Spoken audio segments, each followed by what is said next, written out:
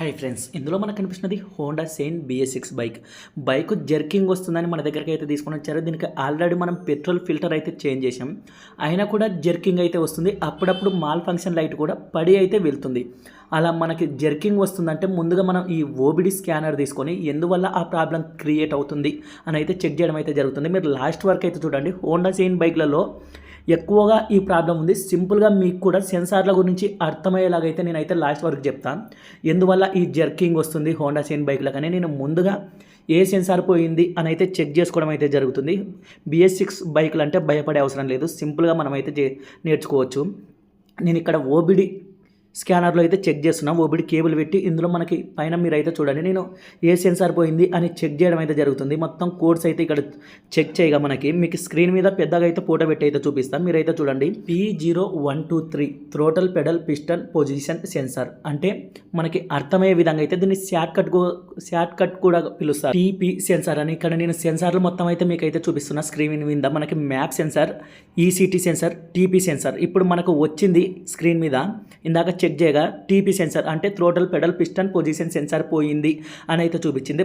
వెంటనే మనం కొత్తది చేంజ్ చేసే అవసరం అయితే లేదు. ఇవి హోండా షైన్ సెన్సార్లు అన్నీ ఇందులో కనిపిస్తున్నవి. మనకి ఆ TP సెన్సార్ అయితే ప్రాబ్లం ఉంది అని అయితే అర్థమైంది. అది మనకి ఎక్కడ ఉంటుందంటే థ్రోటల్ బాడీ ఏదైతే ఉంటుందో, ఇక్కడ నేనైతే థ్రోటల్ బాడీ చూపిస్తున్నాను కదా, మనకి ఈ థ్రోటల్ బాడీ ఏదైతే ఉంటుందో దానికి పెడల్ మనకి ఎక్స్టేటర్ ఇచ్చినప్పుడు లోపల ఉన్న పెడల్ ఎప్పుడైతే రైజ్ అవుతుందో, పెడల్ అంటే మీకు అయితే చూపిస్తాం, మీరు క్లారిటీగా అయితే చూడండి. మామూలుగా అన్ని బైక్లకి మనం ఎక్స్టేటర్కి ఇచ్చేటప్పుడు ఏదైతే లోపల రైజ్ ఒక చిన్న రేక్ మాదిరి అయితే ఉంటుందో, నేను ఇక్కడ మీకు క్లారిటీగా అయితే చూపిస్తాను. దాన్ని పెడల్ అని అయితే అంటారు.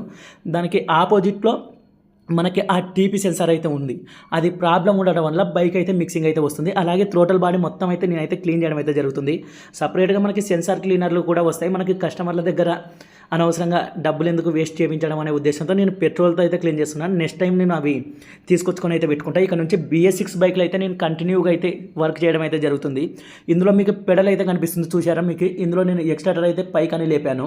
ఆ లోపల ఉన్న రేక్ ఏదైతే ఉందో అదే పెడల్, దానికి ఆపోజిట్లో ఉంది కదా అదే TP sensor, throttle pedal piston position sensor. అది ఏమాత్రం రాంగ్ ఉన్నా కూడా మనకి అది రాంగ్ ఉంది అని చూపించినా కూడా మనకి మిక్సింగ్ అయితే స్టార్ట్ అవుతుంది. ఆ TP సెన్సార్ పోయిందని అయితే మీరైతే అర్థం చేసుకోవాలి. నేను మొత్తం మ్యాప్ సెన్సార్, TP సెన్సార్ అన్నీ నీట్గా బయటకు తీసి, ఫ్యూల్ ఇంజెక్టర్ అన్ని A to Z ఏవైతే ఉన్నాయో అన్నీ నీట్గా బయటకు తీసి క్లీన్ చేసి మళ్ళీ అయితే ఎక్కిస్తాను. నేనైతే ఇప్పుడు ఈ TP సెన్సార్ అయితే బయటకు అయితే తీస్తున్నాను. దీన్నే థ్రోటల్ పెడల్ పిస్టన్ సెన్సార్, నోరు తిరగడం లేదు, తప్పుగా అయితే అనుకోకండి, throttle pedal piston position censor అంటారు.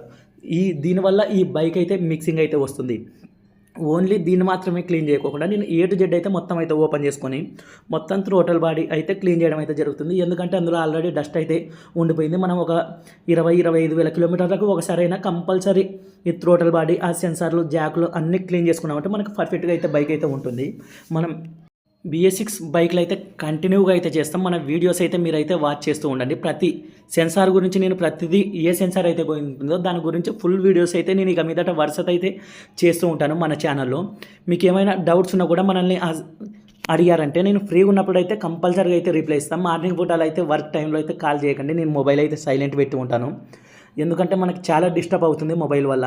నేను మొత్తం ఎయిర్ గన్నుతో నీట్గా క్లీన్ చేసుకోవడం అయితే జరుగుతుంది. మీరైతే చూడొచ్చు. ఓన్లీ పెట్రోల్ అయితే యూస్ చేస్తున్నాను. మనకి సపరేట్గా థ్రోటల్ బాడీ క్లీనర్ అని సపరేట్గా అయితే ఉంటాయి. అవి ఏవైతే నేను తీసుకొచ్చుకోలేదు. ఓన్లీ ఎందుకంటే మనం ఫస్ట్ నుంచి పెట్రోల్తో క్లీన్ అవుతుంది, మనకి వాటికి సపరేట్గా అమౌంట్ పెట్టడం ఎందుకు అనే ఉద్దేశంతో నేనైతే క్లీన్ చేయడం అయితే జరుగుతుంది.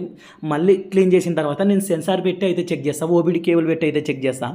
ప్రాబ్లం అలాగా ఉందా, ఏమైనా మార్పు ఉందా అని నేను లాస్ట్ వరకు అయితే చూడండి, క్లారిటీగా అయితే చూపిస్తాను.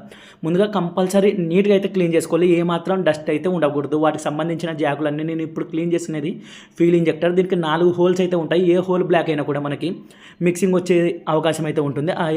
అలాగే ఇక్కడ నేను సెన్సార్ కూడా క్లీన్ చేసుకుంటున్నా. అందులో కూడా మనకైతే డస్ట్ అయితే ఉంది. చిన్న చిన్న నలకల మాదిరి మన కంట్లో పడితే దుమ్ము ఎలా ఉంటుందో అవి చాలు వీటికైతే మిక్సింగ్ రాపించడానికి. అక్కడ స్ప్రింగ్ అనేది మనకి కంపల్సరీ అలా నేను వేలుతో అయితే నెడుతూ ఉన్న లోపలికి అది బయటకు అయితే రావాలి. అలా రాలేదంటే కంపల్సరీ అది అయితే ఫెయిల్ అయిందని అయితే మీరైతే అర్థం చేసుకోవాలి. మనకి యాక్షన్ అయితే ఇస్తుంది అది పర్ఫెక్ట్గా.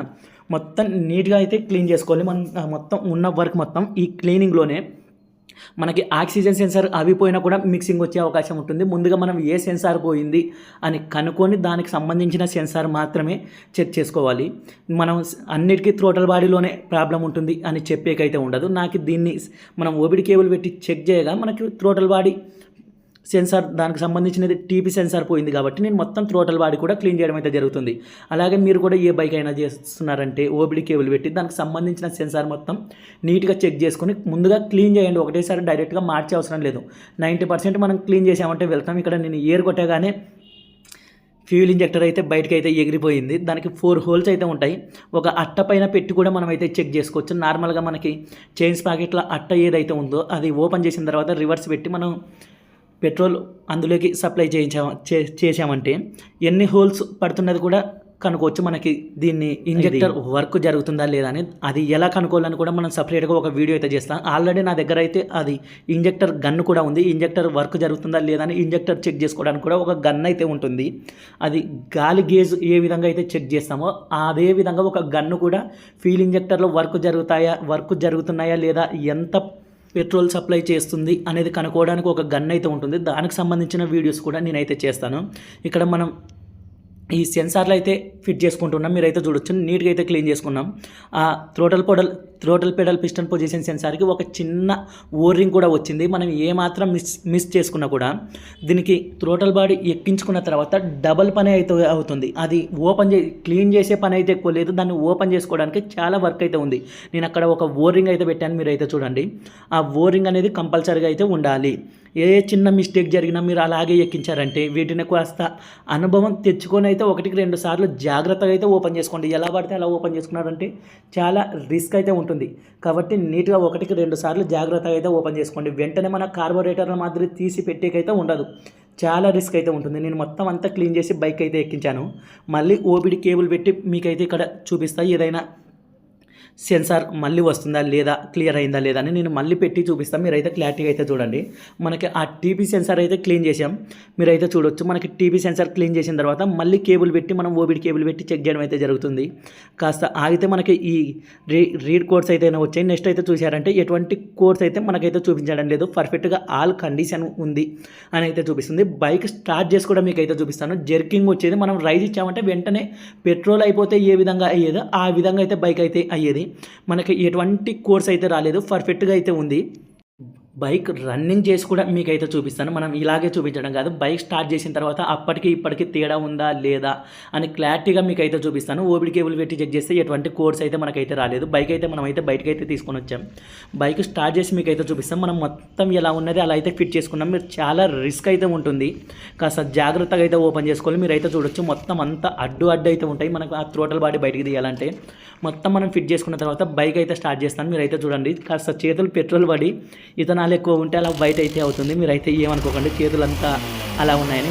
మెకానిక్ వర్క్ అంటే అది మామూలు. మనకి బైక్ అయితే మనమైతే స్టార్ట్ చేసాం. వెంటనే రైజ్ అయితే అవుతుంది. మీరు డిస్ప్లేలో కూడా చూస్తాం మాల్ ఫంక్షన్ లైట్ అయితే వస్తలేదు. బైక్ అయితే పర్ఫెక్ట్గా అయితే రెడీ అయితే అయింది. మనకి BS6 బైక్ వర్క్లు అయితే చాలామంది దాచిపెట్టి పై వర్క్ అయితే చూపించడం అయితే జరుగుతుంది. మనం అలా కాకుండా క్లారిటీగా ప్రతి ఒక్కరికి మెకానిక్లకి యూజ్ అయ్యేలాగైతే నేను వీడియోస్ అయితే చేయడం అయితే జరుగుతుంది. ఎక్కడ బయట వాళ్ళు నేర్చుకుంటారు అనే ఉద్దేశంతో చాలామంది BS6 బైకులు అంటే పూర్తిగా చూపించకుండా సగం వర్క్ అయితే చేస్తుంటారు. మనం అలా కాకుండా నీట్గా అయితే చేయడం అయితే జరుగుతుంది. మీరు మాత్రం లైక్ చేసి సబ్స్క్రైబ్ అయితే చేయండి ఫ్రెండ్స్.